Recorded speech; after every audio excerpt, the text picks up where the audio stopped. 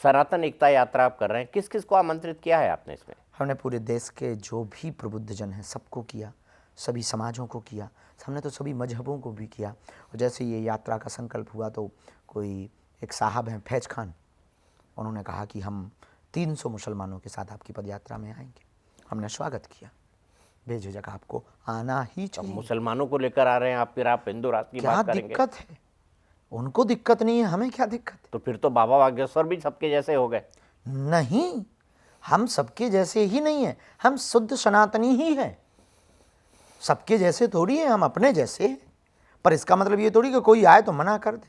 हम रहीम रस खान के भी दोहे गाते हैं, अब्दुल कलाम की भी चर्चा करते हैं।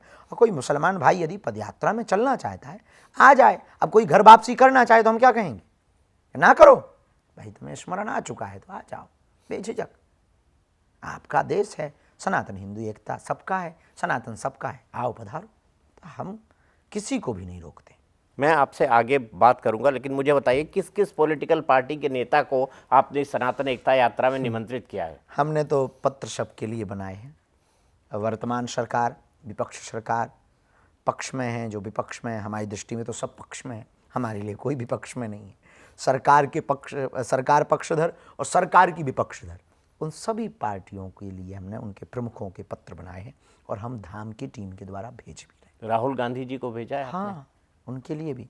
तो ये तो ब्रेकिंग न्यूज़ है। फिर राहुल गांधी को बाबा बागेश्वर ने सनातन एकता यात्रा में आमंत्रित किया? बिल्कुल, और कोई बड़ी बुराई थोड़ी है, वो तो यात्रा सबकी है।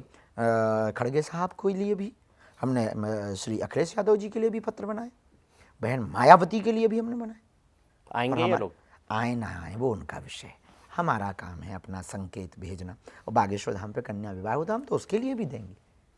जिनका भाव जगे आ जाओ।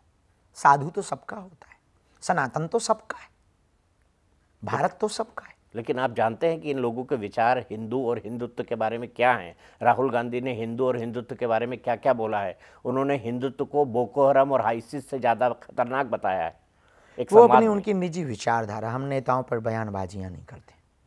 नेताओं पर बयानबाजियाँ करेंगे तो हमारा संकल्प और हमारा ध्येय भटक जाएगा।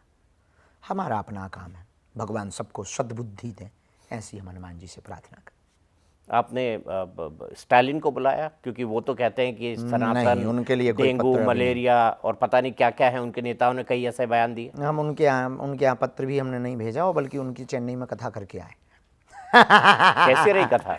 अद्भुत रही, बहुत मात्रा में सनातनी जुड़े, अद्भुत रही।